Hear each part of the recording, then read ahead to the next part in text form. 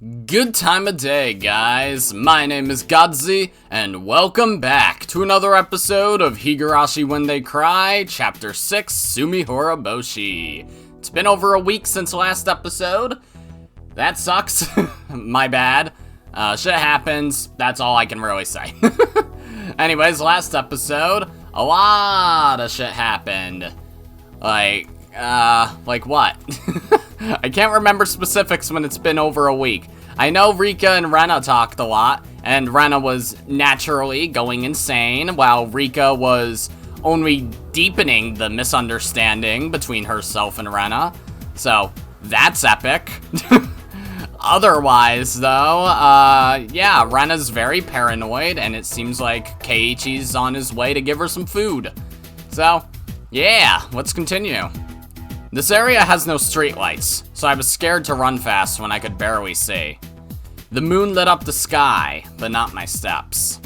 The only light I had to see by was my flashlight. The light was very weak.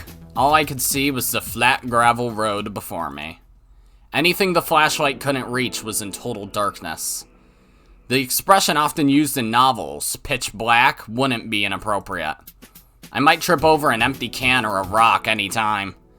Not wanting to fall, I used the flashlight to its maximum extent to watch my step, but I was still a bit nervous. I started running slower and slower until I was just walking briskly. Did I just stop running because I'm afraid of tripping in the dark? But I usually run around without watching my step during the day. I run around with Rena and Mion all the time. Even if I can see what's underfoot, I don't pay any attention. I don't think I might trip, I just keep running around without a care. Rena might be feeling the same way I am right now. For Rena, the light with which she illuminates the darkness of suspicion is too weak. And the darkness of the delusion she deeply believes in is getting darker and darker. That's why she's scared to even walk on the same roads she always used to take. She fell for the contents of those ridiculous scrapbooks. People might laugh at her for that. But those scrapbooks aren't normal. They manipulate their readers' hearts and, with evil intent, take advantage of their vulnerabilities. That evil intent captured my heart for one night. That's why I know how evil they are. They're just urban legends like the prophecies of Nostradamus or the Purple Mirror. They're a bunch of feasible lies, and when you hear about them at first, you think they're too stupid to believe. But once you fall for them, it's hard to get them out of your mind for some reason. It'll be the year 1999 in less than 20 years.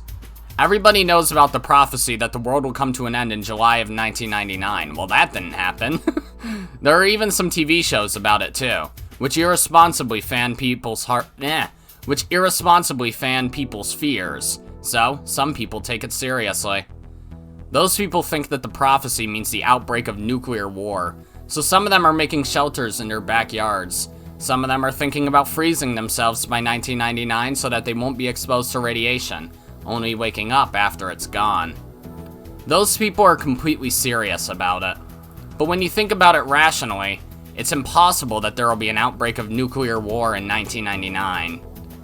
It's true that the Cold War makes us think that the final war will break out any time, but both powers are actually pointing their nuclear missiles at each other, and they know there's nothing to gain for either of them to start a nuclear war.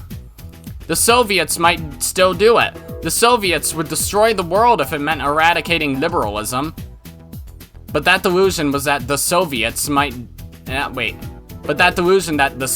might do it could be neatly swapped for the way Takano-san uses the Sonozaki family in her scrapbooks.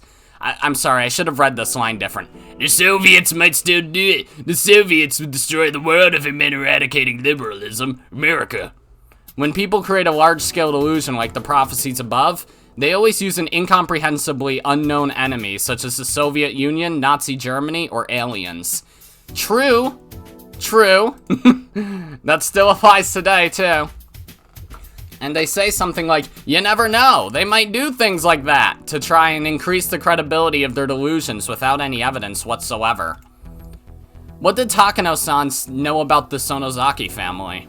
Nothing.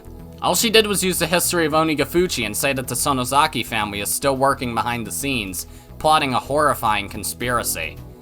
It's just like one of those large-scale prophecies.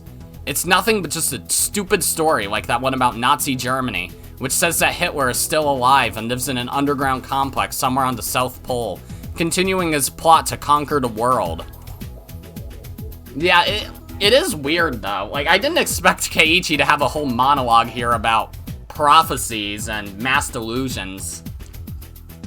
Or, more or less, conspiracy theories. But, he's got a fucking point. Like, flat earthers, I think, are a pretty good example here. They're just like, NASA's lying!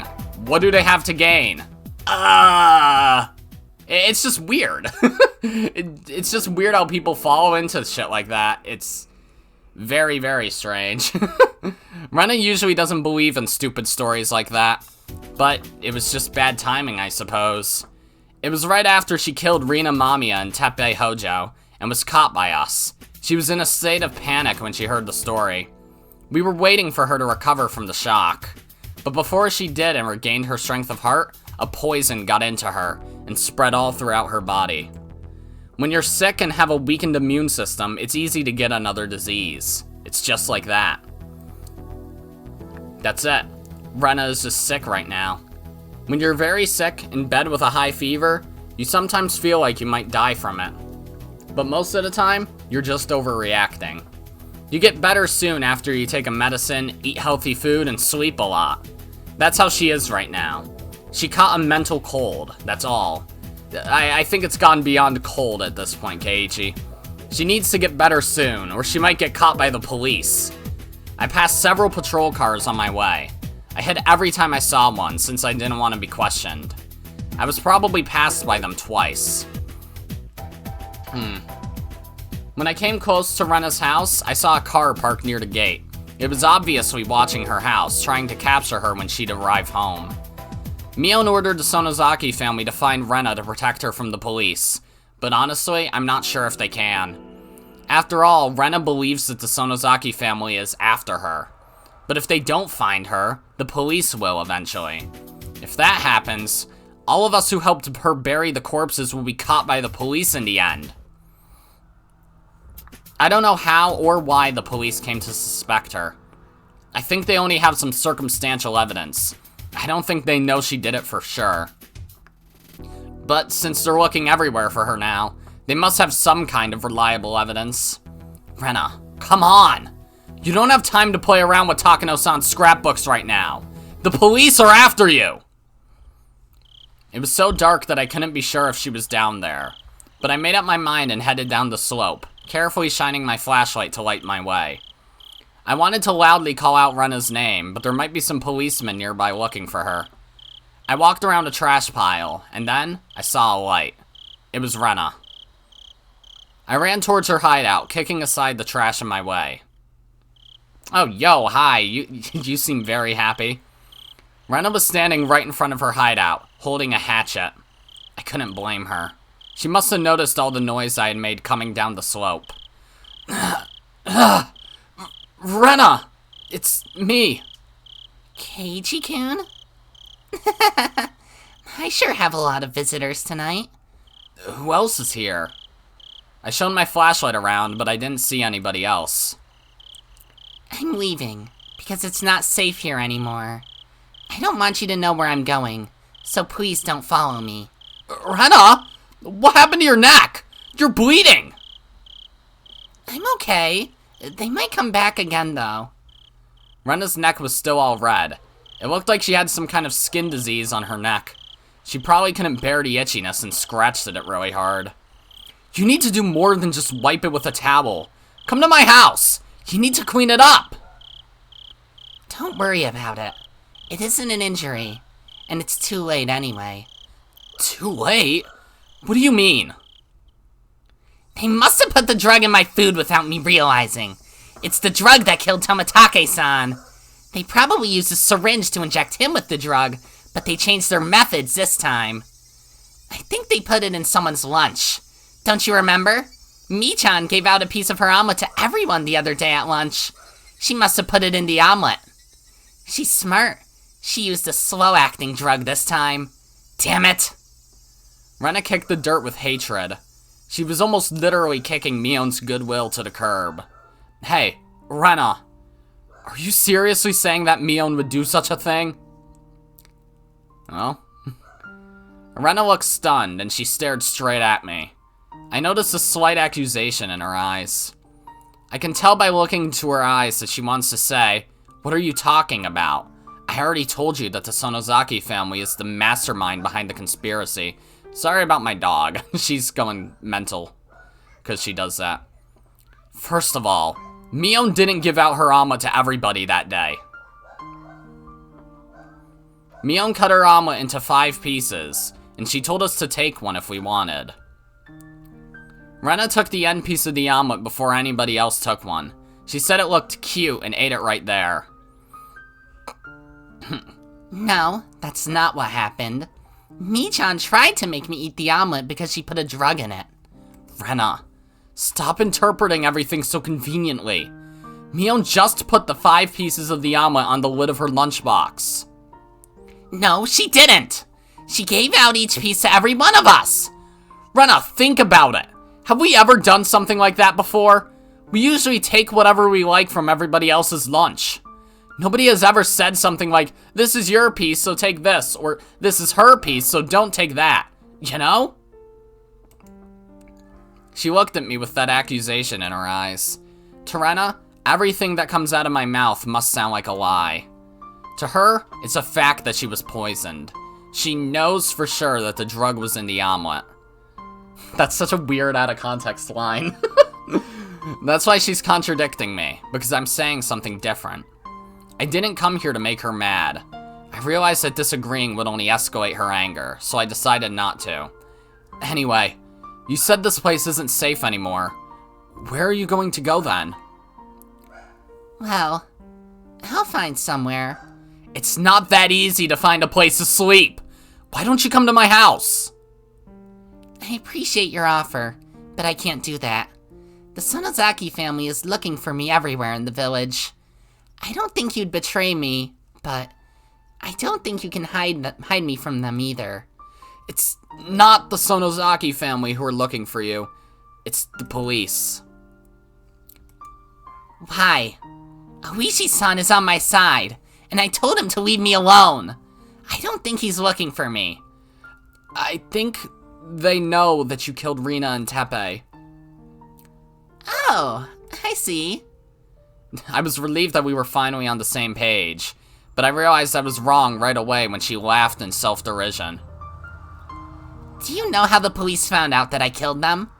No, I have no idea. Nobody saw her killing them. Nobody saw us burying the corpses. We buried them deep in the mountains, and we camouflaged the spot perfectly. Plus, Mion moved them to a secret place afterwards. So, it's impossible that the corpses would be found. I went there this evening. I went there to check the spot where we buried them. Guess what I found? That didn't sound good. Of course. Rena has no idea that Mion took care of the corpses. She'd think the corpses were still buried there. They weren't there. The corpses. Somebody dug them out and carried them somewhere else. Rena! That's because, It's impossible that someone happened to dig them up. I chose the place. So the only people who know about the place are me and my friends who were there. That's right. Well, the thing is... I know who did it. It's Mii-chan. They didn't want me to work with the police. They needed to have some insurance. But I didn't think they'd use the police to find me. I guess they don't care how it looks anymore as long as I'm captured. Come on! Do you really think Mion would do such a thing? She did! Mii-chan sold me out! No, she didn't. Mion is your friend. We're all on your side no matter what happens. Even if the whole world turned against you, we'd still be on your side. Even if the whole ocean evaporated, Mion would never sell you out. I don't understand why you're defending her. It's just the opposite. I don't understand why you're doubting her. That's simple. Mio-san revealed the existence of the conspiracy to me, and the fanatics are— Shut up! Shut up! I'm sorry, I didn't mean to yell at you like that. I apologize. So, please, listen to me. The corpses are gone because Mion dug them out. See? I told you! Listen to me until I finish, okay? Mion dug them out because she found out that the place isn't going to be safe for much longer. There's a logging project scheduled to begin on that mountain this summer. That was why! That's why she dug them out. To save you from being caught!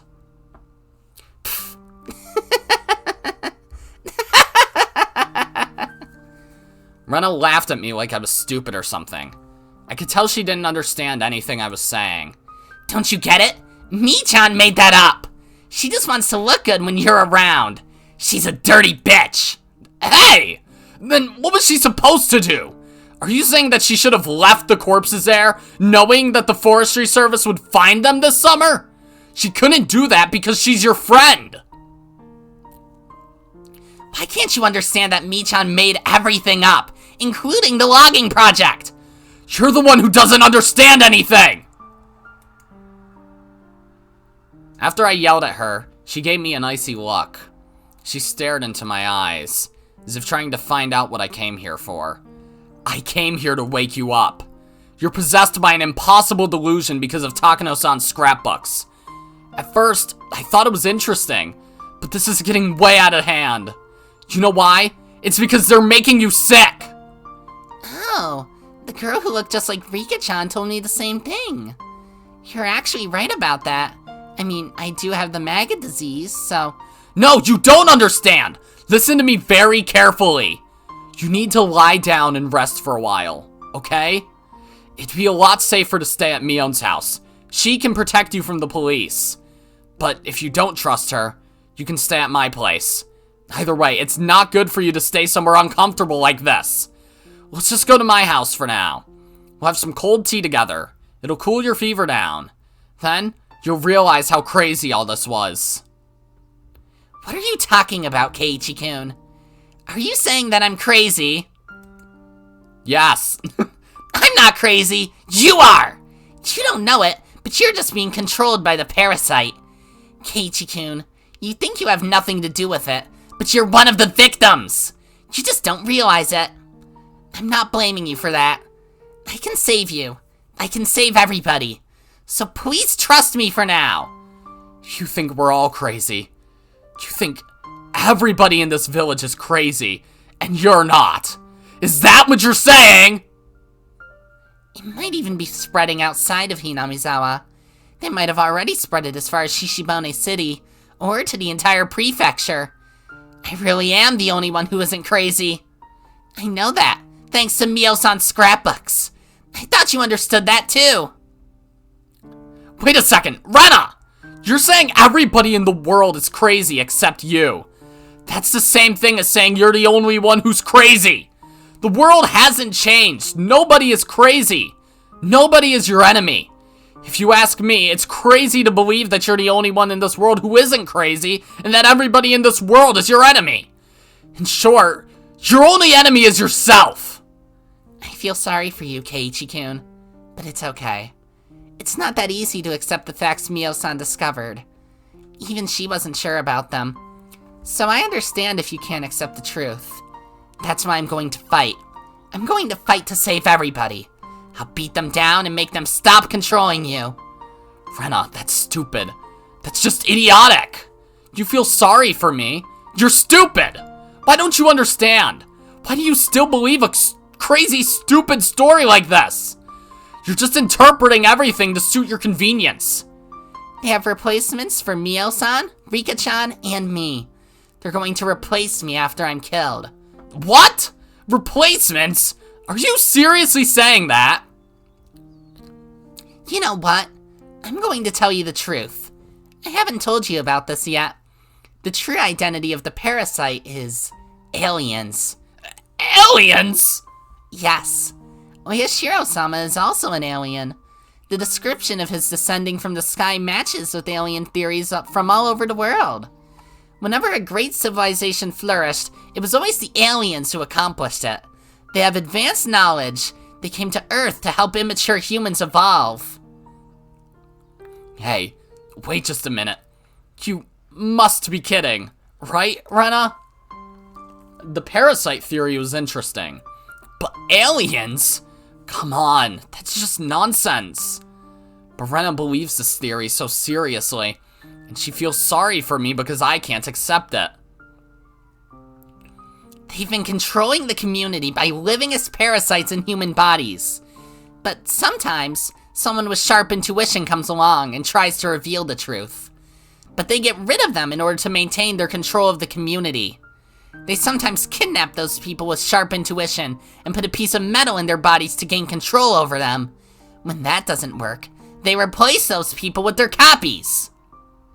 They made a copy of Mio-san. They made a copy of me, too. Rika-chan's copy just came by a few minutes ago. I talked to it. It admitted that it came from space. It told me that the end of the world is coming soon, and it laughed at me, saying I should struggle as much as I want. I'm going to fight. I'm not going to let them domesticate our species. I'll never, ever. You're so stupid! I stepped towards Rena and slapped her in the face. I was hoping it would return her to sanity. Wake up! Rena, did you forget? It happened here, just a few days ago. We all took each other's hands here, didn't we? And we promised that we'd be a family made of friends forever. Rena played with her wrist. She didn't interrupt, so I continued. If you're seriously saying that aliens are controlling the Earth, I'll believe you. Even if everybody in this world didn't, I would. That's because I'm your friend, and I'm on your side no matter what. But I want you to listen to me too. I want you to listen to me because I'm your friend. Takano-san made up all the stories in the scrapbooks. It's true. Takano-san was an occult maniac. She enjoyed interpreting the old history of Hinamizawa any way she wanted. She made up ridiculous stories out of it, and she read them to people for fun. So, the parasite story isn't the only one she made up. There are stories about UFOs, some kinds of creatures from the underworld, and many other things. So, the one you read in the scrapbooks was just a new story she made up recently. Don't you remember that she liked to make fun of people? She was just making fun of you because you took her story so seriously. If it was just a story she made up, why was she killed? Her autopsy report said she had been dead for 24 hours when she was found, but she was there at the festival. Why? How are you going to explain the cause of Tomitake-san's death? What about the Sonozaki family? What about the legend of Hinamizawa? What about Oyashiro-sama and Rika-chan? Are you saying that everything is made up? Are you saying that the whole world is lying to us? Stop making connections between everything! That's a typical symptom of paranoia! Don't think so hard! You're just tired! That's why you need to rest. All I'm going to do is offer you a place to relax, a bed, and food. If you can't trust my food, you don't have to eat it. Eat whatever you have. Anyway, please just trust me for now! My story makes more sense than yours. I have evidence to prove it. But all you're saying is that I should trust you. Isn't it obvious who is right? Yes, it is obvious! Me! I'm right! How can you be so sure? It's easy. It's because I'm your friend. Friends never betray one another. Friends always help each other. So, you have to believe that I'm right even when the world says I'm wrong. Because I'm your friend! I heard a thud. Rena dropped the hatchet. She staggered, holding her head in her hands. She was muttering something, and it looked like she was asking herself questions. Oh, Jesus Christ, alright? He wants me to trust him, but he has no evidence to prove he's right. He's being absurd. Or maybe he's right and I'm wrong. Am I really just misunderstanding everything? It would be wonderful if that was true. I wished I was wrong so many times. I wished Mio-san's scrapbooks are nothing but a bunch of stories and the parasite doesn't exist. Some coincidences happened to connect together, and I interpreted them in the wrong way. I really wish that was the case. Don't give up, Rena Ryugu. Be cool, Rena Ryugu.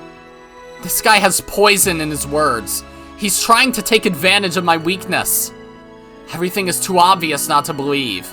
It's obvious that the aliens have been trying to invade the Earth, using this village as their base ever since it was called Onigafuchi. Keiichi-kun is a victim who's being controlled by them. He's just a victim. But when he grabbed my wrist really hard on that day, I could tell his intentions were true. I still remember the strength of his grip on my wrist. He tried to save me, his friend. I got lost in this crazy delusional maze many times. I prayed over and over that somebody would help me. And now, my prayers are answered, and Keiichi-kun is reaching for my hand again. But don't forget, Rena Ryugu. This guy says he's your friend, but he hasn't told you everything about himself. Don't you remember? Oishi-san told you about it. He told me about what he found out. I couldn't trust my friends, so Oishi checked on everybody, including Keiichi-kun. That's why I know about what he did before he moved here. Yo, excuse? He looks like a good guy on the outside, but he's crazy on the inside. I can't trust him. I shouldn't trust him. So what? I don't care who he was before he moved here. I did many bad things in Ibaraki, too. I did many unforgivable things. I hurt my friends really badly, broke the windows at the school, and was suspended. I was a very bad girl. Did he treat me differently because of that? No, he didn't.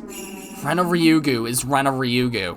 He'll forgive me because it was Rena Ryugu who did all those bad things in Ibaraki.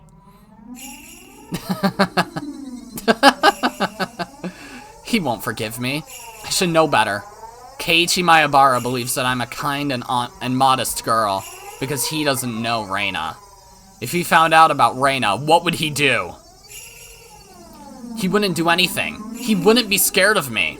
Rena is Rena. Rena is a different girl. The same goes with Keiichi-kun. I don't care who he was before he moved here. We're even. Okay, back to Keiichi then. Are you okay, Rena? Don't touch me. Rena knocked my hand aside when I reached for her. You keep saying you're my friend. You want me to trust you because of that. You want me to believe that you're right even if the world says you're wrong. Are you out of your mind? That is more delusional than anything else. I don't care what you say. I'm your friend. Everything I say for your sake. Don't doubt me. I know I'm right. Really? Then, can I ask you something? Yes, anything. Friends don't keep secrets from another, right? Of course. I'm not hiding anything from you. You're lying. I'm not! Nope. Okay. What's so funny? Keiichi-kun, you think you can keep it secret from me, don't you? I know everything. I know what you did before you moved here. I know. I felt as if my entire body was covered in frosty needles. My body and mind froze all of a sudden. I don't believe this. I don't believe this. How come she knows about that? The fuck's she talking about? I actually don't remember either. I asked Oishi-san to check on everybody. Everybody. That's why I know what you did before you came here. Stop it. You got it all wrong. You only targeted little girls. I have to tell Santago-chan and Rika-chan about it. I can't believe a dangerous person like you was near us the whole time. Wait, what? No, it wasn't like that. It just turned out that way. A series of attacks on school kids. Bravo! It has as strong an impact as a series of mysterious deaths of Hinamizawa. No, it wasn't like that. It wasn't like what? You shot little kids with a BB gun when they were walking alone on deserted streets. What a horrifying incident. What? I do not remember this at all. Did he really? What the fuck? I mean, dumb kids do dumb things, but still, what the, I don't fucking know. It instilled fear into the whole city for a while. Members of the PTA had to watch the kids at every street corner when they walked between home and school. You shot one of the girls in her eyes, and she was badly injured. Fortunately, the damage wasn't permanent. You had a BB gun and you only shot little kids. How disgusting. What made you enjoy it so much? You must have really enjoyed it because you continued to do it for a long time. But then, you turned yourself into the police, accompanied by your parents in a crisis of conscience. You couldn't even take responsibility for your actions on your own. Juvenile law was kind to you, wasn't it? It prevented your name from being disclosed to the public or the victims. I bet your father spent a lot of money to protect you. He paid a lot of compensation to settle the case out of court, and he had you placed on probation. After the case cooled down, he used the power of money once again to move far away from the city. Everything is solved, right? You're lucky that your father's so rich. No, it wasn't like that. Why didn't you tell us about it? You told me that you did nothing but study at your previous school. Why did you lie like that? I'm sorry. I didn't mean to lie. I thought friends didn't keep secrets from one another, right? So that makes you not my friend! The blades of her words hit hard, and they made my eyes bleed. What? Is that something that happens when you're distressed? What? The blood was clear, and it tasted salty. I can't trust you because of what you did in the past. Don't you ever think you can hide it from me! I remember how deeply I regretted it. I couldn't regret enough. I wanted to forget it, but I couldn't. I made a stupid mistake. Why? Why does she have to bring it up right now? I apologized and accepted everything, and I moved here to put it behind me. I wanted to have a fresh start in Hinamizawa. I swore to myself to live a clean life from then on. Everything is ruined now. I'll be a criminal no matter where I go. I was stressed out with my exam studies. I was frustrated. I randomly shot people. I didn't care if it was girls or kids. Why did I do something so stupid? There was no reason. I had no reason to do that. I just wanted to get someone's attention. I didn't have the courage to tell my parents that I didn't want to study. I just wanted somebody to scold me, so I used a childish way to get attention. I regret what I did. I swear I'll never do something that stupid again. If I do it again, they can send me to the chair. If there was something I could do to be completely forgiven, I'd do it, no matter what it was. But no matter how deeply I regret it, no matter how long I atone for my sin, I'll never be forgiven. That's why I wanted to sweep the whole thing under the carpet and have a fresh start. I have nothing to say if somebody tells me that forgetting my sin is an act of cowardice. Sins are sins. You can't just get rid of them. You have to carry them for the rest of your life. I know that's the fate of a sinner. If you don't want to live like that, don't be a sinner. I understand that logic too. But then, how are sinners supposed to live? Anyway, you're not my friend. I'm not going to take any orders from someone who isn't my friend. I need you to leave me alone for a while, okay? I didn't notice until she spoke that I was on my knees, hanging my head. Rena picked up the hatchet she dropped earlier. I wanted her to hit my head with it.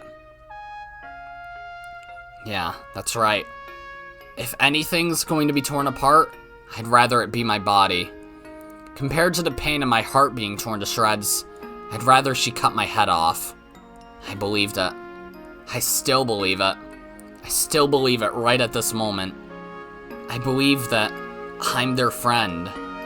But in fact, I'm starting to become aware of it. I want to believe I'm their friend, because I don't want to accept my past. I'm trying to tell myself that, but I feel stupid, crying like this. My face is all messy with tears. I was never their friend. I'm a sinner, and I hid my past from them. I hid it because I was scared.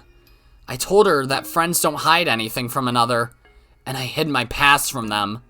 I hid my sin from them. My past has nothing to do with how I live my life here. If I ever attacked a kid in this village just because I was frustrated, I wouldn't mind it if they killed me and cut me into pieces. But I'll never do anything like that again. I just want to live normally. What I did before I moved here has nothing to do with my life now. For instance, Rena moved here too. I wouldn't change the way I see her even if I find out she did something bad before she moved here. Right? I wouldn't, would I? Even if Rena beat some of her friends or broke all the windows of her school, I wouldn't care because it happened in Ibaraki. She didn't do that in Hinamizawa. Rena is Rena. She's my best friend. That's why I wouldn't see her differently even if I found out about her past. Okay, Keiichi. Interesting train of thought there. That's a lie. That's a lie. That's a lie. That's a lie! I'd keep a distance from her if I found out that she really did such things. I'd be scared of her. I wouldn't try to listen to her. Why? It's just a rumor. Why would I be scared of her? She's my best friend. If I was in her situation, would I reject her just like she did? So, Rena's rejection of me was completely natural. Then, what am I supposed to do? I was the only one crying. Rena wasn't crying. She looked at me as if she was looking at something dirty. After giving me a nasty look, she disappeared into the darkness. Rena didn't forgive me. There was nothing I could do to atone for my sin but to keep crying, still down on my knees. Ouch! Christ. Wow, okay. It is an interesting parallel to Onikakushi, though. The reason we moved to Hinamizawa. Ooh, okay. Achievement unlocked, I just want to live normally, and it's a picture of, I guess, a BB gun pistol?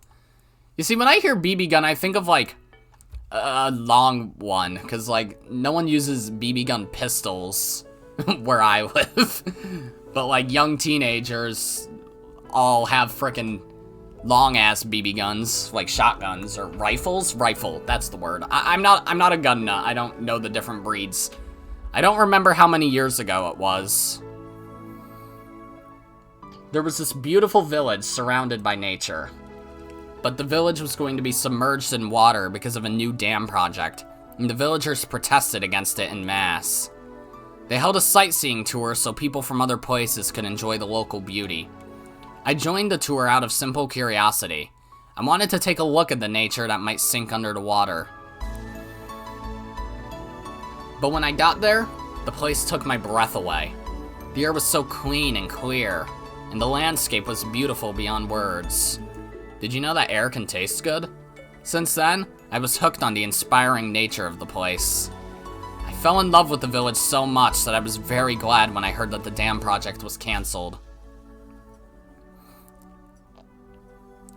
That village is where I'm building our new house. When I visited there, I found a beautiful field of wildflowers. I saw 2 cute girls playing in that field. Both of them were very beautiful, with long, straight hair. They were probably neighbors or best friends. I still remember how they looked. One of them had a very beautiful face with a clear-cut profile for her age, and the other had a very pretty, innocent look. I'm sure both of them will grow up into fine, beautiful ladies in the future. They were running around in the field like they were dancing. I asked them if the field was their playground.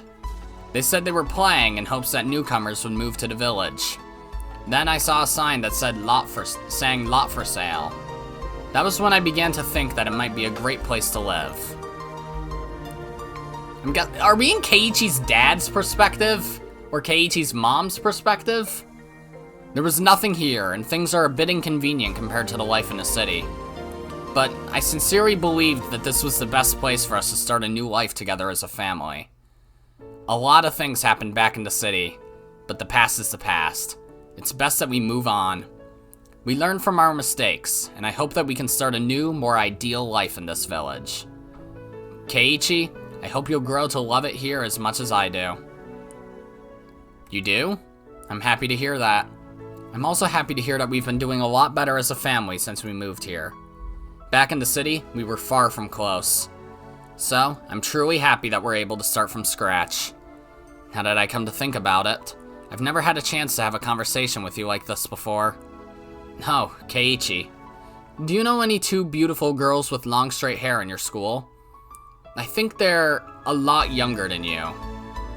Oh. Okay, I get it now. What the fuck?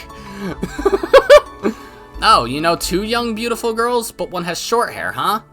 I don't think they're the ones I saw. You wanna know why I asked? No, I just wanted to ask them to be models for my portraits. Okay, it's his dad. I was thinking about making them wear cute costumes. But basically, I just wanted to see them again for artistic reasons. So if you happen to see them, let your dad know, okay? Promise me, okay?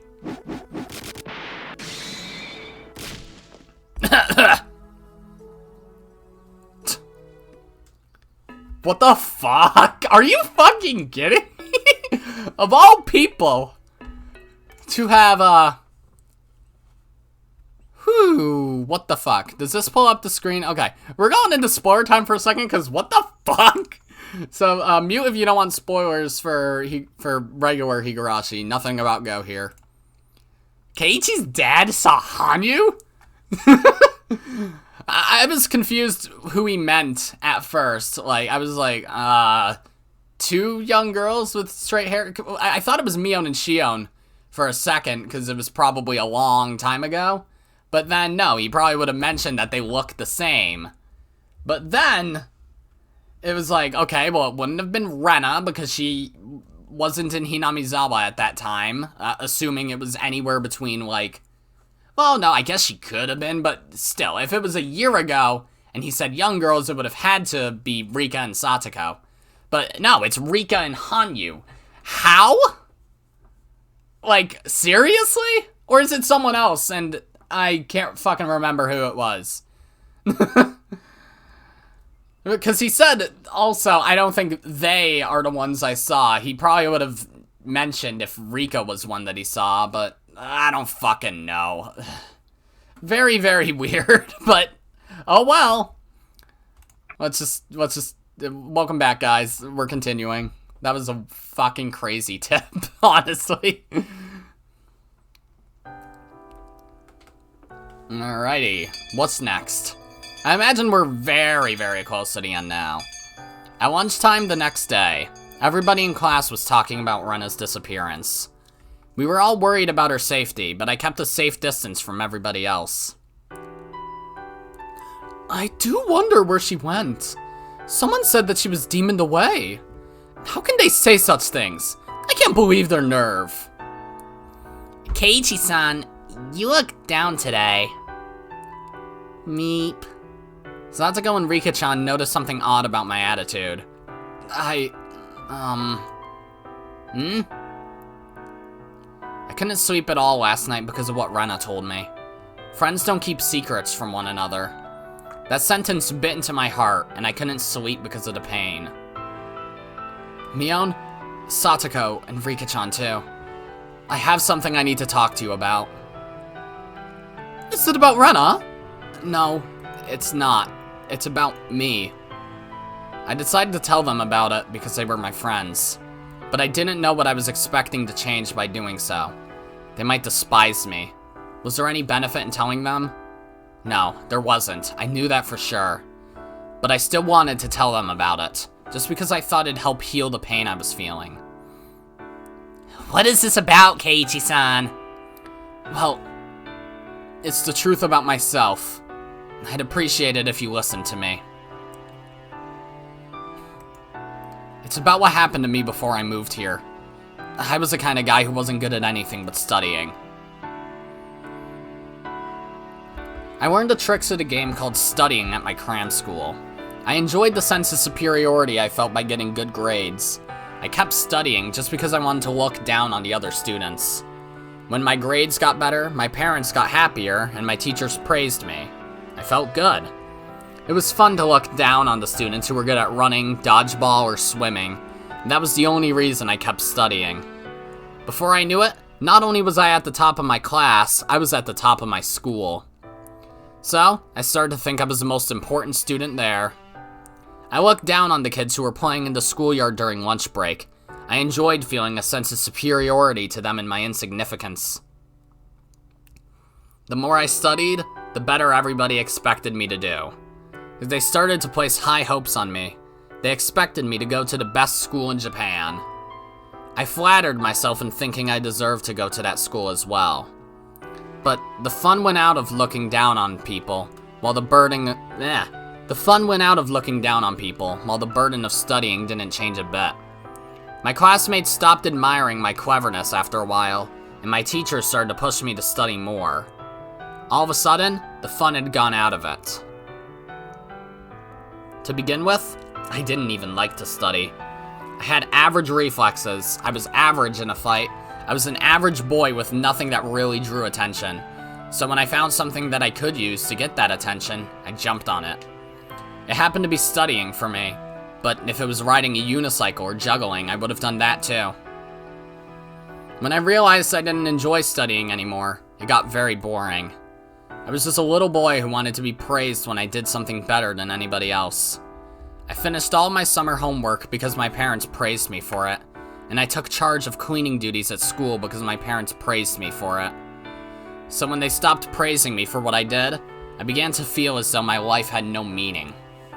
My parents used to give me an allowance that was proportional to how good my grades were, so I used to get a substantial amount of money for my age. I don't know if I had a natural interest in violence, or if I was looking for it because of my frustration at the time. I took an interest in BB guns. At first, I shot at cardboard boxes. It was fun. Being violent at pieces of cardboard relieved a lot of stress. Nobody blamed me for doing that. But soon, I started wanting to do something I should never have done. On the box that my BB gun came in was a warning label that read, "Do not shoot at people." That was when I thought about doing just that. What if I do anyway? Why did I do something I shouldn't have? I guess I was just immature. I wasn't interested in studying anymore, but I forced myself to do so anyway. My parents forced me to go to several cram schools. I was mad at them for that. I should have told them I didn't want to study anymore, but I didn't have the courage to do that. So I used my frustration as an excuse to do something cowardly. I shot at kids who were younger than I was with my BB gun. It gave me such a thrill. It felt so good to do something bad when I was so overcome with studying. Needless to say, I had no personal grudge against the kids I shot. As long as the kids passed through a deserted street, they met the requirements to become my target. I didn't mean to hurt them. I shot at them once or twice from a distance. That was all I wanted to do. But sometimes, they didn't react at all because the BBs hit a thicker part of their clothes or something. I didn't like that, so I started to shoot until they noticed they were being hit. It inevitably escalated into a barrage of gunfire. I study a lot. I'm doing something good. So I deserve to do something bad to balance out the good thing I'm doing. That was the unbelievably selfish excuse I made. I thought I had a right to do things like that because I was suffering myself. I thought people who weren't suffering like I was deserved to be shot at and to get hurt a little bit. I was so selfish, so arrogant, and so immature. I was disgusted with myself. If I could have met myself at that time, I would have given myself a punch in the face so hard that I'd knock out all my teeth. They started to call it a series of attacks on school children. The principal of my school held a morning assembly to inform everyone about the case and to warn them to be careful when playing outside. I was laughing sneakily. The PTA issued a letter of warning and advice to take the safest way to and from school. Parents took turns watching kids when they walked between home and school in groups. The more serious it got, the more it reminded me of the excitement I first felt when my grades started going up. I was absorbed in that game I was playing. I didn't think that I'd get caught someday. I didn't even think to stop doing it either. One day, I found a little girl who was walking down a narrow, dark street, all alone. She was a very small girl. I don't know if she was on her way to her friend's house or if she was running an errand. I didn't care which. It was careless of her to go out alone. The school had warned her not to. So it was her fault. Just like always, I made a selfish excuse and attacked her. Some of the shots hit her in the back, She noticed she was attacked by somebody. She turned around. It was a natural reaction. At that time, I didn't hesitate to rain hell upon her. So when she turned around, I was still shooting at her. Usually when I shot at a kid, she cried in pain and ran away. But this girl was different. She thrashed around in excruciating pain, holding one of her eyes. When I saw her doing that, I realized what had happened right away. The BB had hit her in the eye. Until that moment, I didn't think about what would happen when a pellet that could easily go through a cardboard box hit an eyeball. Anyway, the girl howled in pain, and for the first time, I realized that I had done something horrible. She saw me, so I couldn't take her to a hospital. I couldn't do anything about it, so I left her there while she was still screaming in pain. I wondered if she was okay, and I worried that she had lost her eye. I kept thinking about her, and I didn't even feel like eating that day. I went to the bookshelf in our living room, snuck a medical book to my room, and studied the structure of the human eye. It was too late to make a difference, but I studied what kind of injuries would make a person lose their vision. I knew it wouldn't make the sin I committed weigh any less, even if I found out that she wouldn't lose her sight. I couldn't sleep that night, and I suffered from a high fever. It wasn't my parents, my teachers, or the police who first punished me for what I did. It was my own body. Before dawn, I woke my parents up and confessed to my sin. They were shocked at first, but it seemed like they understood the situation quickly due to my recent disobedient behavior and my interest in BB guns. My mom cried hysterically. My dad slapped me in the face till it swelled up. Before the sun came up, I turned myself into the police, accompanied by my parents. Satsuko stared at me with a stunned expression. I deserved to receive that kind of luck. What I did was very wrong, and I needed to accept that. Is that all true? Yes, it's all true. I'm sorry I didn't tell you until now. What made you want to tell us? Mion asked me. Rika-chan nodded in agreement. To tell you the truth, I don't understand why. Well, I know, but... No. I'm just saying that I don't see any reason why you had to tell us about it. Well, I didn't want to keep secrets from my friends.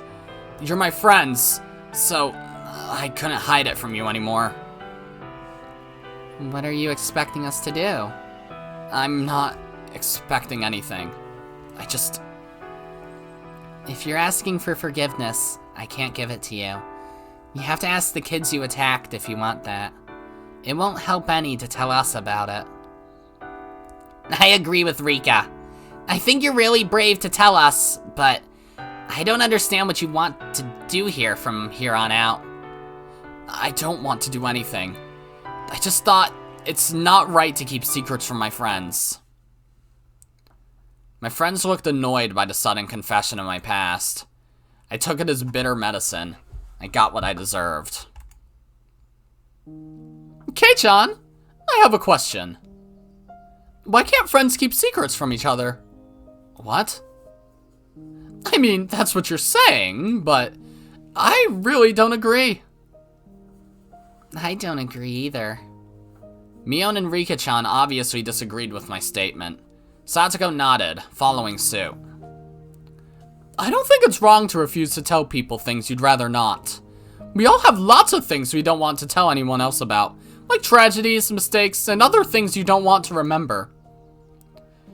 If I'd have to tell someone everything to be true friends with them, I wouldn't want to have them as my friends at all. But... Keiichi, there's a difference between things you don't need to confess and things you have to confess. You have to confess what you did to receive forgiveness. But once you're forgiven, you don't need to keep confessing. Quite. You turned yourself into the police and they scolded you good, did they not? You atoned for your sin and you were forgiven. What more do you have to do? You turned yourself in and you accepted the result. You did what you had to do. It's very important that you keep reminding yourself of your sin so that you won't make the same mistake again. But you only have to take care of that on your own. It's not something you have to confess to everybody. That's very true. I have many embarrassing stories that I'd rather not tell anyone. Meep. Satoko does have quite a lot of them. It's not only me! Rika has a heap of them too! Meep, meep, meep. Satoko and Rika-chan fooled around with each other like they always did. Mion looked at them and then looked back at me. Satoko just said something very important. Did you get it? You mean the part where she said that she has a dark past that nobody needs to know about? No. The bit after that. She's saying that everybody has something they'd rather hide. Considering that nobody grows up in a sterilized room, we all learn by trial and error. That's called life, you know? You do both good things and bad things in order to grow up. Your goal is to become a wonderful person by the end. Everything that happens is a very important experience, including both the good and the bad. The same goes with everybody, with Satoko, Rika-chan, and me too. The same applies to everybody in this class. For example, me used to be a very bad girl. Meow, meow. Well, I'm not proud of it or anything, but shooting at people with a BB gun is like nothing compared to what I did. I used to throw bricks at people. I can't even count how many times I ended up in a cell at the police station. During the dam conflict, I was a regular there. I'm not kidding, it's all true. But it happened in the past, and she doesn't have to tell you about it, even though she's your friend.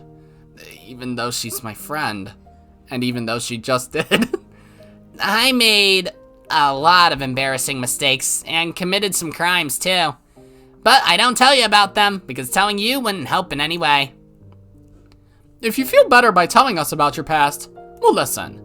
But there's no rule that says that you have to tell us about your past just because we're friends. I don't want to dig up a past that you don't want to talk about. And that's what true friends are all about, I think. I agree with you, but we're happy if you feel better now by telling us about your past. We can forget about it if you want us to. We'll never change the way we see you because of this. What you did in the city has nothing to do with who you are right now. You're a precious friend to us. I actually don't want to know about your past, to be honest with you. I agree with Rika. The same thing goes the other way around. Even if you did something great in the city, but if you were a nasty person here, I wouldn't care what great things you did back then. In other words, Kei-chan, the sin you committed in the city is something that you should keep secret in your heart. You don't need to dig it back up just to tell us. I mean, you can if you want. And if anybody changed the way they saw you because of that, I'd look down on them. No matter what happened in the past, as long as you're a great person at present, you shouldn't be embarrassed of yourself. Am I wrong? What's the purpose of living if we can never earn redemption? Satoko used to be a big baby who couldn't do anything by herself. She regretted it deeply, and now she's a strong, independent girl. That's why I admire Satoko today. I don't care how weak she used to be. Rika. What about you, Kei-chan? Are you going to change the way you see me because you now know I used to be a very bad girl who was a regular at the police station? You won't, will you? I am who I am. Our friendship won't change and we'll keep playing and laughing like we always do, right? And that's what being friends is all about. What? What? What's going on? Miona's trying to cheer me up with an encouraging smile on her face, but her expression became distorted all of a sudden. Big teardrops fell from my eyes. What? Why am I crying? Oof. Let me just say this. I didn't know anything about Satoshi, because you all hid it from me. Oh, hey, okay. We didn't mean to hide it. You didn't tell me about the incidents that happen every year, right? That's because we didn't want to, You didn't want to scare me?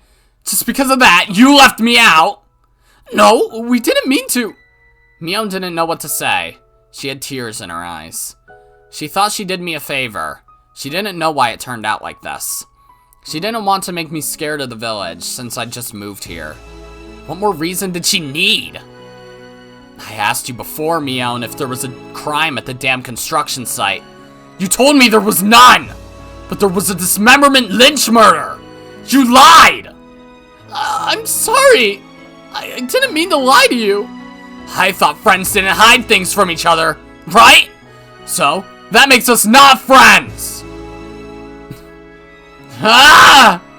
What are friends? What are friends? What were friends to me?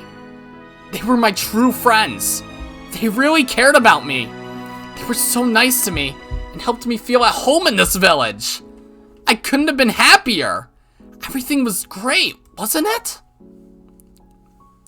Kei-chan, please don't. Mion seemed like she didn't know what to say. Her eyes looked moist. It was hard to believe she was really acting like this. It wasn't like Mion at all. I could feel her pain. She was in pain because she didn't know what I was blaming her for. She looked so sad, but I didn't notice her pain. I thought I was her friend. I didn't understand her feelings. I didn't trust her. I just used the word friends, but I didn't do anything like what friends were supposed to do. That's right. I was such a fool. Mion was Mion. She was my best friend. Why did I doubt her? Why? Kei-chan looks down these days. I'm guessing this is a scene from Onikakushi that we didn't see. He just moved here from the city. I guess the fatigue must be setting in. He probably caught a cold as a result. I see. Then he needs to eat something nutritious. Oh, yep, it totally is. My grandma's making ohagi today. I'm going to ask her to give me some so we can bring them to Kei-chan. No. Oi, Mion! Wash your hands first! Hello, Rena-chan. Would you like to try making one too? Wow, that looks like fun. Yes, I'd love to try. Here we go. Hold on, is this also a mistranslation? Wasn't back in Onikakushi, it was mochi, right? But now it's called ohagi here, and I noticed that in the original anime too. They say ohagi, not mochi. But, yeah. I have a great idea. What is it, Mi-chan? What's that little bottle? What is it? It's not fun to only have sweet ohagi, you know? Let's put hot sauce in one of them. It'll wake him up for sure. Ah, that's right. That's what happened. They brought ohagi for me to help me get better. They only tried to cheer me up. Why did I get so scared of them? Just because Mio knew I had lunch at Angel Mort, I grew terrified of her. Hey, you don't look good. Maybe you should go lie down. That's right. Maybe we should leave. They just wanted to cheer me up with a joke. But because I looked so serious. See you. Please get better soon. I hope we can hang out in the club together tomorrow. That was a normal way of saying goodbye. I don't want you to be absent from school tomorrow, okay? First of all, have I ever visited any of my classmates who were absent with a cold? No, I haven't. I've never done such a nice thing to anybody because it's too much of a bother. But they did that for me. I understand visiting a friend in a hospital, but I just caught a cold. But they came to visit me with ohagi so that I could get better soon. I should have been thankful to them and said, I'll get better soon, and I'm sure I can come to school tomorrow. So, I'll see you then. That was what I was supposed to say. But what did I do instead? I locked the door.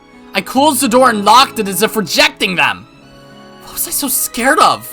What was I so afraid of? Why didn't I say any words of appreciation to my friends who cared about me? I was just so scared of the ohagi they bought for me. What was I thinking?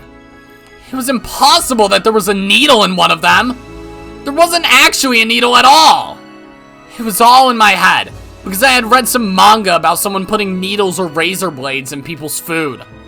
It scared me so much that I believed it could also happen to me for some reason, and I thought there was a needle in the ohagi. You were so stupid, Keiichi. Why would your friends put a needle in food they only brought to make you get better? It was crazy to think like that. Even if there was a needle in one of them, I should have thought that it was some kind of mistake. And I should have believed in my friend's innocence. That's what a true friend would do. But what did I do? Pound, splatter, smash. I threw the ohagi that they spent so much effort making on the floor. That's the wall, sir. Why? Why did I do that? I got along so well with them. I moved to Hinamizawa and I made friends for the first time in my life. They were my best friends. Meeting them was the most wonderful experience of my life. I'd probably never have another one like that for the rest of my days. I knew that, but I got scared and I doubted them. They noticed that I was acting odd. That's why they called the manager, Irie. They thought a sedative might help me relax, so I could rest and get better. That's why they carried me up to my room. Mion just wanted to make it fun. She's the kind of person who expresses her goodwill by making a joke out of it. I knew that better than anybody. I knew Irie would roll up my shirt to check my heartbeat with a stethoscope. So she was just trying to draw graffiti on my shirt just like she did to Tomitake-san as punishment for the game he lost. Yes, that's why Mion took a felt marker out of her pocket. A felt marker. She brought a marker from home because she just wanted to do something funny. She tried to cheer me up by making me take a punishment for fun rather than nursing me, because that's just what Mion is like. She went to the trouble of bringing a felt marker to my house, just because she wanted to cheer me up. Rena held me down tightly, and Mion came closer to me to write something on my shirt. Mion whispered the words she was going to write on my shirt. I heard them. I heard them clearly. I heard what she was going to write on my shirt. I hope you get well soon, Mion. I heard them. Then why? I should have known she wasn't going to do anything to hurt me. Then why? Why? Why did the marker look like a syringe to me? Why did I think that Mion was going to kill me? It was impossible. It was impossible. Why? Why? Why? Why did I misunderstand that Mion was going to kill me? Ah! The numbness in my head receded, and slowly, I felt blood start to run through my entire body again. How long was I squatting down there? For a few minutes? Or a lot longer than that? As I looked up at the clock, the hands weren't moving at all, as if they had stopped while I had my eyes closed. Really? The atmosphere in the room wasn't filled with insanity like it was earlier, but it was quiet and gray. Rena wasn't holding me down. Mion wasn't about to give me an injection. Was all of that just some kind of illusion? There was no sense of presence other than myself in that room. It was an extraordinary experience, the kind I never had before. I was there, with Rena and Mion. I doubted my sanity for a moment, but at the same time, I felt some kind of relief, too. The scary incident was just an illusion after all. Neither Rena nor Mion would have done such a terrible thing to me. Tears started forming in my eyes. My emotions were running high. Why? It wasn't a question of why tears were forming in my eyes. Why? It was a question of my sadness. Why did I feel so sad? I don't know. I don't know. You don't know?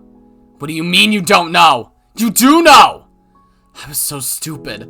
What the hell was I doing? I was so pathetic and helpless. Mion just tried to cheer me up, that was all.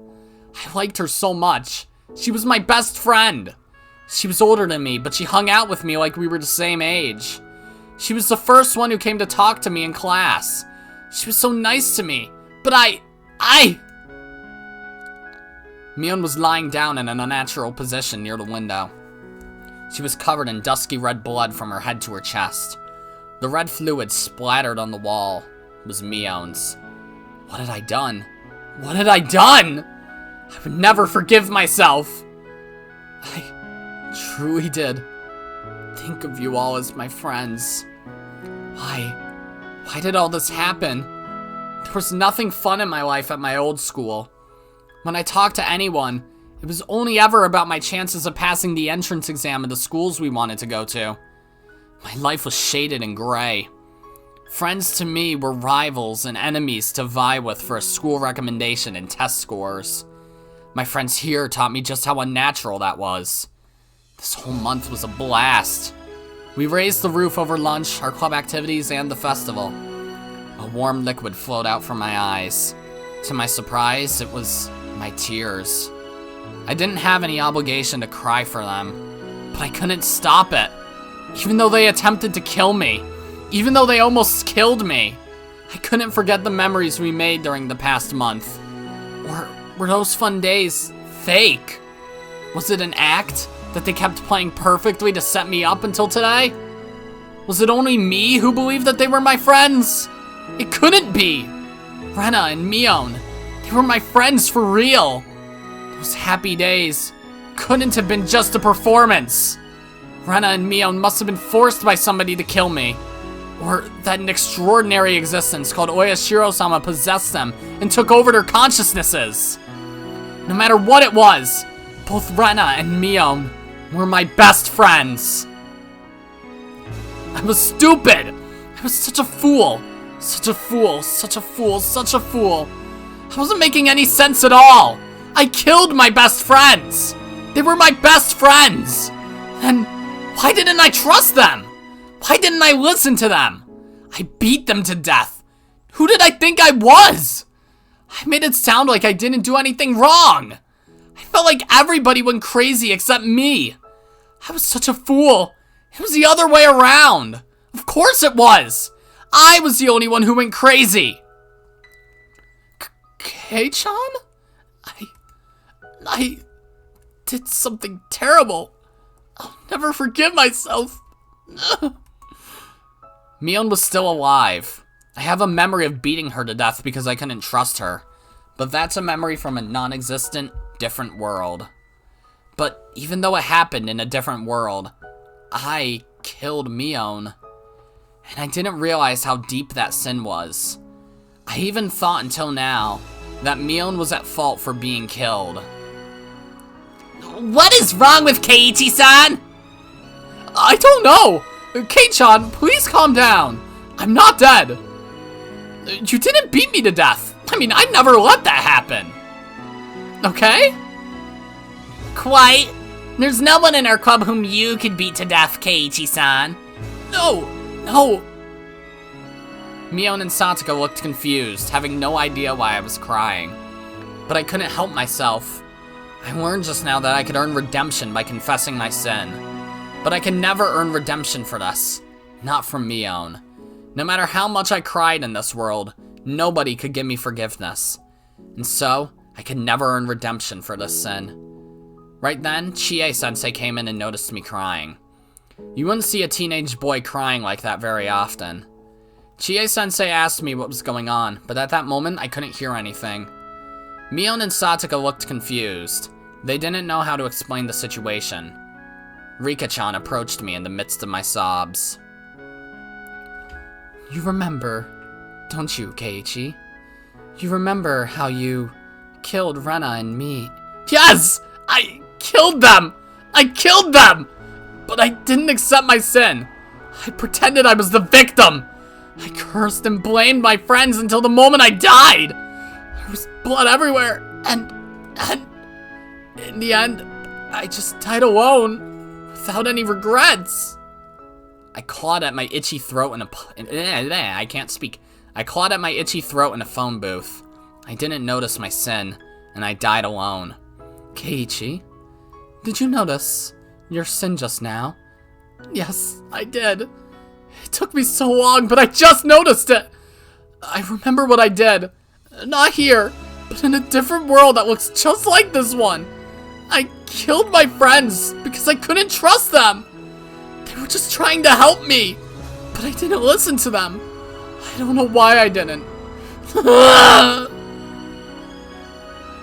I didn't care if people were staring. I just kept crying. I wanted to transmute my sin to tears in order to squeeze it out of me. But the tears that were coming out from my eyes weren't my sin.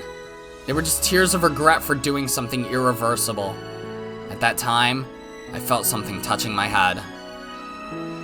I opened my eyes and saw Rika-chan patting my head gently. I didn't need any comfort. I didn't deserve any comfort from Rika-chan, but the words she spoke to me weren't ones of comfort. I forgive you, Keiichi. What? Keiichi? You noticed your sin. It's a very difficult thing to do, and not something everybody can. Not everyone can understand how great you are, and hence, they can't forgive you. But I can, because I know how great you are. Rika-chan! This is a miracle. You noticed the sin you committed in another world. That's impossible to do, but you did it. That is the most unbelievable and precious of miracles that could exist in this world. I didn't understand anything Rika-chan was saying, but I felt like she's the only one who understood that impossible memory I had. So, you should be able to understand what Rena Ryugu is going through right now. Yes, I understand. She's going through exactly the same thing I went through. She wants to trust her friends more than anything, but she can't. She's the one who's losing her mind, but she doesn't understand that, and she thinks that the world is going crazy instead. I don't know how to save her. I have no idea, because I failed. I didn't understand until I died. No, I didn't even understand after I died. So how can I make Rena realize what I didn't, even after that? I can't save her. I can't save her. I know, because I was just like her. There's nothing I can do. Calm down, Keiichi. I did fail, but that didn't mean Rena would too. There was no excuse not to save her because I thought she'd fail. After all, what did Rena do back then? I was totally going mad, but she risked her life to save me. In my room, in that world, I had beaten her many times with a metal bat. But she was smiling. She knew I was scared, and that's why she smiled for me.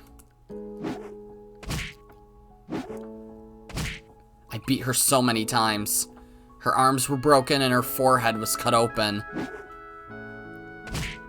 I remembered. Rena didn't block her head, even at the very last moment. She opened her arms towards me, like she was looking for a hug. But I still doubted her, and raised the metal bat up high. Rena told me then that it was okay. Please, trust me. My friend still told me to believe in her. She told me to trust her. But I still didn't. I lost it and attacked her. She was in danger. She was actually killed. But she didn't even block her head. Instead, she used her arms to reach out for me. Rena continued to say those words until the moment she died. Trust me. Please, trust me. She risked her life to save me. Until her very last moments, she kept telling me to believe in her. But I didn't listen. For so long, I truly believed that I didn't do anything wrong. I feel a little bit better now that you've forgiven me, Rika-chan. But I still have to atone for my sin. I'm going to do that in the same way Rena did for me. I'm going to save her. Rena risked her life to save me.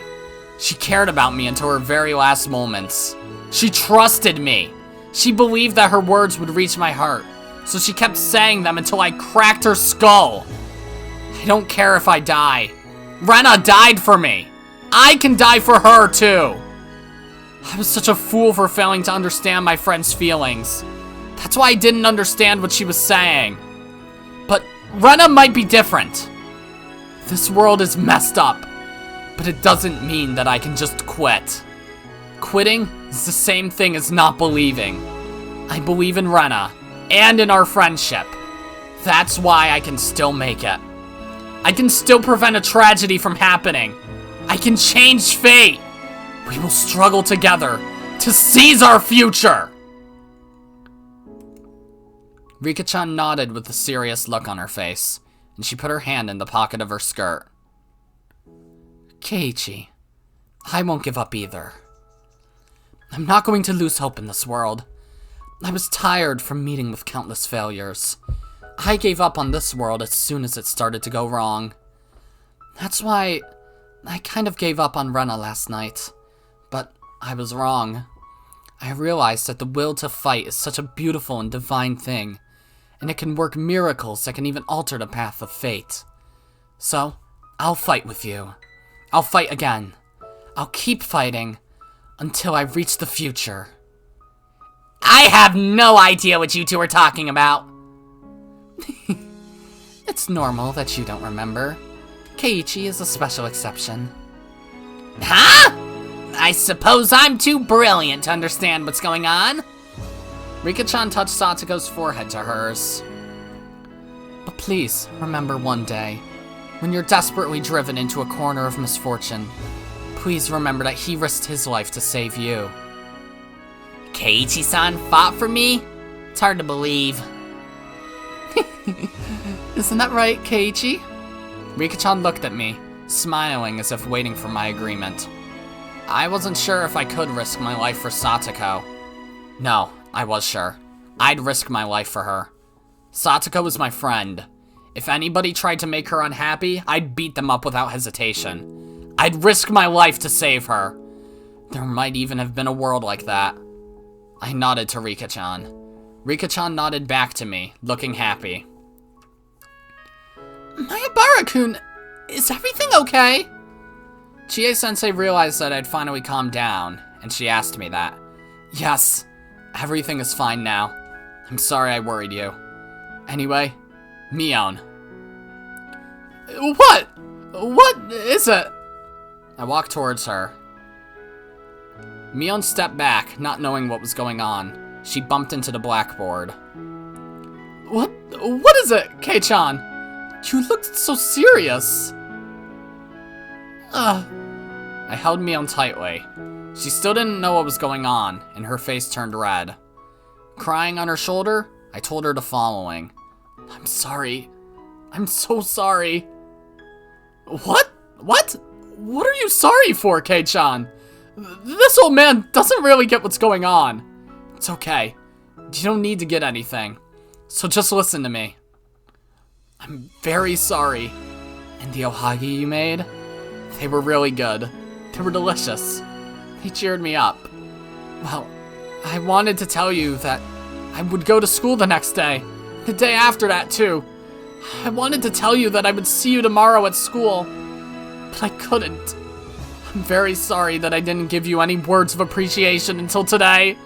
I'll never doubt you, Mion. I'll never doubt any of my friends. Never, ever again. So, Mion, please forgive me for what I did that day. Mion must have had no idea what I was talking about. Of course, I didn't either. I didn't understand what I was talking about. But my sin wasn't forgiven yet. I needed to confess my sin in order to receive her forgiveness. I know you risked your life to save me, Mion. So, I'll risk my life to save you too, when you're in some kind of trouble. I promise I will. Kei-chan? You're making me blush. Mion's face was bright red. She didn't know what was going on. Satoko was blushing too, with a confused look on her face. But Rika-chan and I understood everything. We weren't going to accept a tragedy. We couldn't give up just because the world was going out of order. We were going to fight against fate to the very last moment. Mion fought for me. Rena fought for me. That's why I was going to fight for Rena. Just like she did for me, I was going to risk my life to save her. Fuck yeah! That was good. I think it's safe to say I'm liking this chapter more to Mayakashi now. Like, Christ almighty, it's good as fuck. Now, I'm going to end the episode at this point, but I do have some things to talk about first. Because first thing I want to say is a little bit of an argument. just a wee bit of an argument. Comparing Oni Kikuchi in the visual novel and Oni Kikuchi in the anime. I'm not going to say that Oni Kikuchi in the anime is a perfect adaptation of the visual novel. It's not by any means. But because it's not, I feel like getting into Higurashi through the Oni Kikuchi visual novel versus the Oni Kikuchi anime is two completely different things.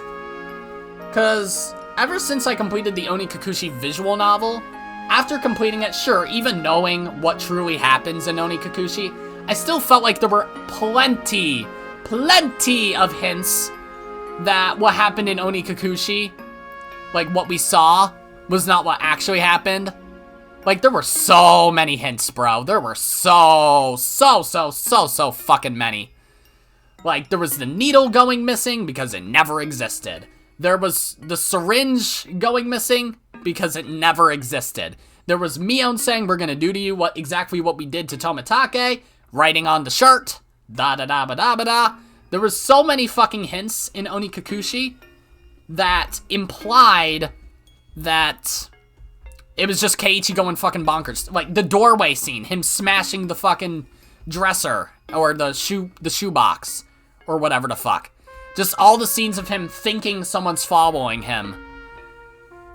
Just, you know, shit like that. It makes the visual novel feel like, you know, there's hints that Keiichi is the one going insane, and that Rena and Mion are trying to help him. And sure, that's just me saying this, but I think I can back it up by saying, like, from the few Let's Plays of Higurashi that I've seen ever since completing the visual novel, the general thoughts that I see is that, yeah, it was Keiichi going fucking crazy. Like, I've seen some people say, oh my god, this is so scary, Rena and Mion are crazy bitches, yada yada yada, and they don't catch the hints necessarily. But they're subtle enough to the point where you're not necessarily going to notice them, but those who do, they notice them. Those hints aren't in the anime! They aren't! So, as you guys probably know, I got into Higurashi through the anime. So, my first exposure to Higurashi was the Oni Kikuchi adaptation, those 4 episodes. And when I completed it, you know what my thought process was? Wowee! Rena and Mion are scary! So, yeah. So I'm going to say this. Personally, I kind of think right now, just from the redemption that Tsumihoroboshi here has, like, I haven't rewatched Tsumihoroboshi in the anime yet. I'm only through the end of Watanagashi so far, so I don't remember how this scene went in it, but I know that some semblance of it did exist in it. But just from the redemption that we have here of what happened in Oni Kikuchi, if you read the Oni Kikuchi visual novel and get out of it that Keiichi is the one who went insane, then I don't feel like this would be as effective, honestly. I'm not sure if it would. If you had that experience, or know of any Let's Players who did, then feel free to tell me. Because I would honestly love to be wrong, because I think the visual novel is just better than the anime, in general, so far, because there's so many things that are left out of the Oni Kikuchi and Watanagashi anime. I cannot remember for Tatari Goroshi, so on and so forth, because I haven't rewatched them yet, but still. From what I've been told that's been left out and changed, it's definitely a lot more butchered at times. But I'm going to say that I kind of think it's probably a better experience if you experience Tsumihoroboshi's redemption here, if your exposure to Oni Kikuchi was either Keiichi didn't go insane and Rena and Mion are the scary ones who did the bad shit, if that's what you got out of the visual novel, or if you just watched the anime, because how are you going to get out of the anime that Keiichi's the one who went insane? There's no fucking way you're gonna. Like, yeah. That's just my hot take. I'm not saying necessarily that watching the anime for Oni Kikuchi and then going back to the visual novel for Watanagashi, so on and so forth, is better by any means. I'm not. It's kind of a complicated opinion, more so. But I feel like that's probably a better experience than just guessing the answer of Oni Kikuchi from the fucking get-go. So, yeah. That's just me speaking. And do I say this now, too? Because I've had a project in the works recently relating to the Higurashi anime. I mean, I've mentioned it on my channel before, but in my series I don't get many views. Like, back when I was doing, you know, numbered episodes of Genshin, that fucking clusterfuck era of my channel. I mentioned it a lot there, because I'm talking with my friends there, you know. So I guess I'll formally announce this project here, because I'm almost done editing it. I should have it done by the end of May. Knowing me, I might not, but I should. I fucking should. If I don't, then I'm gonna be mad at myself. But, yeah, I've been working on a project called The Torture Chamber. And I recorded it back in fucking November. Early November with my friends Evan and Colby. Basically what it was is, Colby doesn't watch anime often. Hell, I think he's seen like 3 episodes of Death Note. That's like all the anime he watched by himself, and he probably doesn't remember what happened in it. But, so what the Torture Chamber is I had him and Evan come over to my house, and we watched anime. Neither of them have the fucking attention span to read a visual novel, by the way. Neither of them fucking do. Especially not Colby. But, yeah, so what I did was I had them watch the first 2 arcs of Higurashi, which Evan is less so the one being quote-unquote tortured in this instance, hence the name Torture Chamber. Because I'm not having them watch fucking, like, Evan watches anime, he's a guest. Colby doesn't. So, yeah, it's not like I'm gonna ever have him watch shows that aren't fucky-wucky, you know? That's the point of it being called the Torture Chamber. Like, I'm not gonna have him watch, I don't know, Naruto, or more generic stuff like that, or stuff that people will read, or not read, watch, and just be like, at face value, this is a very, very good and awesome, cool show. Stuff like that, you know? So, like, Gintama would not be a show like that. Or, what's another example? My Hero Academia. Shows like that wouldn't, partially because they're way too fucking long. Higurashi, at least I can split up by arc super easily. So yeah, Higurashi was the first one I had. And even Evan, who would look up spoilers on his fucking phone mid-recording, at the end of Oni Kikuchi, they were both basically thinking like, oh yeah, Rena and Mion are scary, so I really hope this scene was done justice in the anime, because if it wasn't, then the fucking episode for Tsumihoroboshi is gonna suck shit, and I'm gonna be so upset. But either way, I should have the video of just like the highlight reel of us 3 rewatching Oni Kikuchi up by the end of this month. I'm not gonna say a specific day, but hopefully by the end of this month. Because, like, I'm adding subtitles to it right now. Not the whole fucking thing, but yeah, and then I'm going to, like, cut it down so it's not 2 hours long. Because, like, I could upload it as is right now, and hopefully not get a copyright strike. But, yeah, I'm going to try to cut it down so it's at least under an hour.